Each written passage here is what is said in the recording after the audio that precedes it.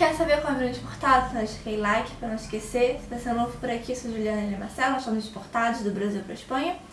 E a gente queria gravar um vídeo de comparativo de preços de carros do Brasil e da Espanha. Pegar o mesmo carro, né, o mesmo modelo, o mesmo ano, quilometragem parecida. Só que aí surgiram alguns dilemas. E esse vídeo é para falar, né, das diferenças entre os carros do Brasil e da Espanha, para vocês entenderem melhor.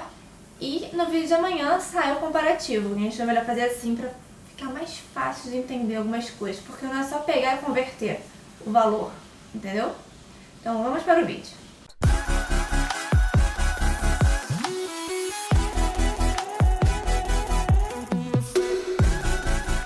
Então, aqui existem muitas diferenças. Quando a gente pensa em Brasil e Espanha, existem diferenças de história, de salário, de N coisas. E o carro ele se reflete muito essas diferenças. Por quê? Aqui você dificilmente vai ver os mesmos modelos de carro. Seja aqueles modelos de carro pelado, né, que não tem nem vidro elétrico e nada. E você dificilmente vai ver eles aqui. E também tem as diferenças que, por exemplo, quando você vai comprar um carro, além do preço em si, tem a questão da financiação, do financiamento. Então o financiamento tem a taxa de juros que é diferente, tem o prazo que é diferente, o valor de entrada que é diferente. Então tudo isso influencia no valor final do carro. Além disso também tem a questão de que a maioria dos carros são feitas revisões, você consulta isso com mais facilidade.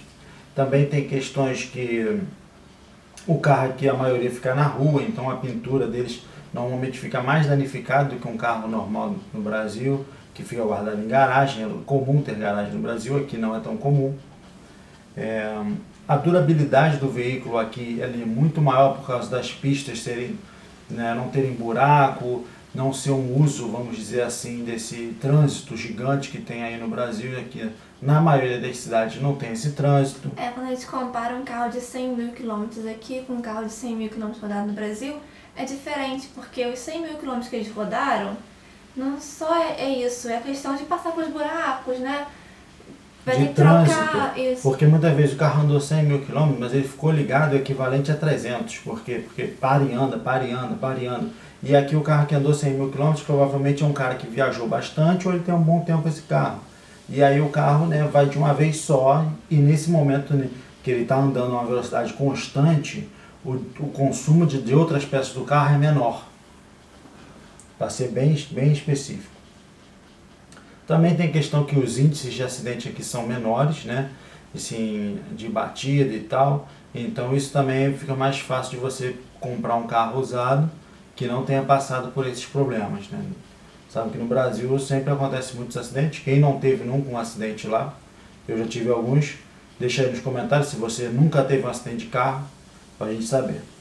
Não é acidente, tipo, De coisa morrer. grave. Não, é uma batidinha. E também tem a qualidade do combustível, cara, porque aqui tudo é medido, a quantidade de litros por 100. E no Brasil a gente mede normalmente 1 litro, quantos quilômetros faz. Então uma média aí de um carro está fazendo aí 10, 12, um carro muito econômico chega a fazer 15 quilômetros por litro no Brasil. Aqui um carro econômico faz 4, 3 e pouco, né, ou 4 até por 100. Então ele, vamos dizer assim, roda 25 km ou 20 km. Roda bem mais com 1 litro de gasolina aqui do que 1 litro de gasolina no Brasil. Isso porque a gasolina é mais pura aqui. Lá no Brasil a gente tem muita questão de injeção de álcool. E isso faz perder um pouco vamos dizer assim, do desempenho, né? E, consequentemente, isso afeta os motores também. A outra questão que a gente, né, queria ressaltar, além do próprio carro, desempenho e manutenção, é o que? Aqui, vamos dizer assim, um casal trabalhando, é muito mais simples dele guardar dinheiro para comprar um carro do que no Brasil. Pelo menos eu vejo dessa maneira. Por quê? Porque o custo de vida me parece mais baixo para uma pessoa que tem um padrão normal, né? E se tem duas pessoas trabalhando, normalmente você consegue fazer essa questão aí. E no Brasil é mais complicado porque, além dos valores serem maiores, os salários eles são mais baixos proporcionalmente à função, sabe? Dependendo da função até se ganha igual, mas você tem muita questão de incidência de imposto, questão também de você ter que gastar muito com outras coisas que aqui às vezes você não paga, como educação, né, transporte e tudo mais, saúde, né, essas coisas que às vezes você não gasta tanto. Aqui também tem um problema que eles não se preocupam tanto com a limpeza do carro, acho que eu já falei isso. Mas além dessa questão da limpeza, quando as pessoas estacionam muito mal, então sempre tem, eu já vi assim, umas 3 ou 4 vezes nesse tempo que eu estou aqui, e eu ando pouco, né, assim, na rua e de carro, não ando, e já vi o pessoal dando umas porradinhas, sabe, estacionando. Não vai estacionar, né? O pessoal não sabe estacionar o carro aqui. Porque o carro é automático, então a pessoa não tem aquela sensibilidade de embreagem, sabe, que a gente normalmente tem no Brasil. Então o cara bota e ele não tem muita sensibilidade no acelerador, então ele aperta e vai e dá a porrada. O mercado de segunda mão no Brasil me parece que é muito maior pela questão de população, né? Você tem muito mais gente. A questão também é que no Brasil você tem muito mais gente para comprar um carro de segunda mão do que aqui. Eles facilitam muito para você comprar um carro zero. Apesar de ser mais caro, você tem planos que você paga sem juros, ou você paga com juros infinitamente ridículos. Então às vezes o cara prefere não se descapitalizar e pagar uma parcela muito pequenininha. Te vê propaganda direta aí de um carro grande, gigante, 200 euros, 100 euros por mês. Então é uma coisa que a pessoa acaba incorporando. Então o mercado de segunda mão eu acho que é mais fraco aqui do que é no Brasil. E também tem a questão que o cara às vezes compra um carro e ele fica com o carro a vida inteira, 20, 30 anos, entendeu? Porque o carro vai durando, ele vai fazendo as manutenções normais e ele acaba não trocando porque ele não vê necessidade de troca. O carro funciona bem. Porque não tem aqueles desgastes que tem lá. Principalmente amortecedor, né, suspensão, que você sente muito mais ao andar no carro, né? Então, o que a gente quer dizer? Existem muitas diferenças entre os carros do Brasil e os carros da Espanha. E também tem uma diferença que, por exemplo, se a gente pegar o mesmo modelo e o mesmo ano, os carros, comparativamente, são totalmente diferentes. Linhas do carro é diferente, a questão de equipamentos de ar-condicionado, a maioria dos carros aqui tem ar-condicionado dual zone, mesmo aqueles carros de entrada. E isso é um item de luxo no Brasil, só carros de alta gama que tem isso. A outra questão também é a questão de airbags, né, que todos os carros têm airbag. No Brasil também todos têm, mas a qualidade, né, de ter airbag lateral, né, frontal, não sei o que do banco, tem tudo. A gente vê muito isso aí.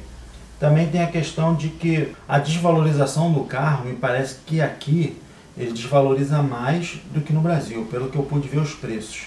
Por quê? Porque quando o carro sai da concessionária, parece que ele vale bem menos aqui do que aí no Brasil.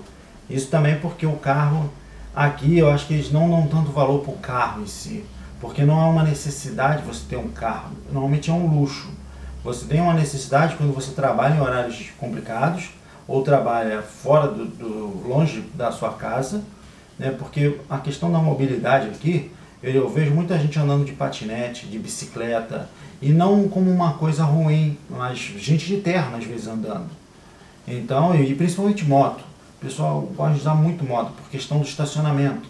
Porque aqui, como não é comum ter garagem, todo mundo para na rua. Então a moto te dá muito mais agilidade e flexibilidade para você de repente ir resolver um negócio no centro. Você pega a moto aqui, vai, pum, beleza, estaciona. Aqui pode estacionar na calçada na maioria dos lugares, contanto, lógico, você não interrompa a circulação das pessoas, tendo um pouquinho de cabeça, de uma posição normal, que não atrapalhe ninguém, ninguém vai rebocar a tua moto ou te dar uma multa por causa disso. E também tem a questão de que no centro também é muito mais difícil de parar, tem muitos, né, parkings que você acaba tendo que pagar, e com a moto você foge um pouco disso, com o patinete também, e com a própria bicicleta também que você consegue. E além disso também tem motos elétricas que você pode alugar pela cidade. Então tudo isso vai facilitando que a pessoa não dependa exclusivamente do carro. Além, claro, o serviço o transporte público, ele é bem confortável. Das vezes que a gente pega o tram e o ônibus, a gente normalmente vai sentado, né? Um dia ou outro, como tem muita demanda, um horário dependendo, realmente a gente vai em pé. Mas na maioria não. Mas não é aquele em pé nível não Rio é, de Janeiro. não é tipo chocando, Em lata, se jogar, mergulhar para entrar no metrô central, não é esse nível não, é um em pé nível... normal, natural. Você tem um bom espaço para você. E também tem a questão que ruim disso é porque os ônibus, né, o tram não, mas o ônibus ele tem um espaço de tempo muito grande. Às vezes você vai pegar um ônibus, ele passa de 20 em 20, 30 em 30, ou até mais, 45 em 45. Então, dependendo da tua rota, não é muito fácil você se locomover de transporte de ônibus. Então, né, tem essas questões também. E principalmente os horários, porque os ônibus, eles param de circular. Por exemplo, eu vou jogar um futebol normalmente toda sexta-feira. E aí o último ônibus, ele sai do ponto final 10h30.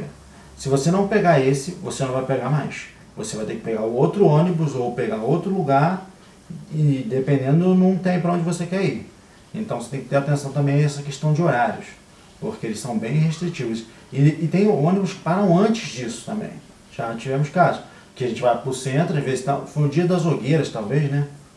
Foi um dia que a gente foi para o centro e um dia de festa, que normalmente deveria ser ampliado, questão de ônibus, não, pelo contrário. Eu acho que foi reduzido por causa do fluxo na cidade. E também tem a questão que em muitos lugares, por exemplo, Madrid, já não pode circular com carros em certas áreas, carro a diesel, a gasolina, não é isso? Carros que não têm o selo Eco, né, que é o selo de sustentabilidade aqui, de poluição, na verdade. Por quê? Porque eles estão vendo que a qualidade do ar tem diminuído muito nesses centros pelo alto fluxo de tráfego. Então você tem tantos carros passando que naquele local o ar está muito poluído. Então, para tentar melhorar essa questão, eles acabaram bloqueando a entrada de veículos, né, dessas condições. A questão também é que está mudando muito a frota para carros elétricos. E isso não tem como a gente comparar carro elétrico aqui no Brasil, porque é uma realidade totalmente diferente. No Brasil, o carro elétrico é praticamente vamos dizer assim, uma entidade, você quase não vê, sabe? Outro dia passou um aqui e falei, nossa, silencioso esse carro, né? Eu sabia que é elétrico por causa do barulho que ele não fazia. Ele faz um barulho tipo uma bateria, né? Faz e vai. Muito pouquinho. Então não tem como a gente comparar carro elétrico, então também não dá. Aqui também tem questão de carro a gás, só que é muito pouco e você quase não vê porque depende muito da região. Aqui na nossa região não tem essa restrição de poluição ainda. Mas provavelmente em Madrid, em Barcelona, que tem essas restrições, você com certeza vai ver mais esse tipo de carro. Porque é uma forma mais barata dele ter o selo e poder circular. Mesmo que às vezes ele não use, safado. Mas cara, esse foi o vídeo, a gente tentando descrever um pouco as diferenças aí. Entenda que tem muita diferença, não é só questão de preço. Então muitas vezes você vai ver o preço e vai dizer, ah, mas é igual. Cara, mesmo sendo igual na conversão, é totalmente diferente. Por essas questões de trabalho versus dinheiro, de dinheiro versus financiamento, de formas de pagamento e outras também, entendeu? De durabilidade, de forma que o carro está. Então assim, a gente enumerou muitas coisas aqui, eu não sei nem quantas, mas é para você entender que são muitas variáveis. Não dá para você simplesmente comparar. Eu fiquei muito relutante a fazer esse vídeo porque na minha visão, na minha cabeça, não dá para comparar. Porque você não está comparando máquina com máquina, você está comparando a máquina que está desempenhando um papel X e uma máquina desempenhando um papel Y. É a mesma coisa você comparar carro que anda no Rally Dakar e um carro que não anda, porra. A desgaste, a valorização é totalmente diferente, entendeu? Então, na minha cabeça é assim. Deixa aqui nos comentários o que você pensa disso. Dá para comparar? É a mesma coisa? Você entendeu o ponto de vista? Comenta aqui que eu quero saber para a gente poder fazer outro vídeo. Então... A gente vai fazer outro vídeo, vai sair amanhã. Vai sair amanhã. Com os preços. Valeu, deixa o like aí se você concorda ou não concorda com esse pensamento, mas é importante para a gente continuar fazendo vídeo aqui e debatendo. O importante não é você concordar, é importante a gente debater isso e ver como cada um pensa, né, para a gente entender se faz sentido, se não faz sentido. Então, vamos até lá. Até amanhã. Para Sportflix. Valeu. I've been flying from town to town.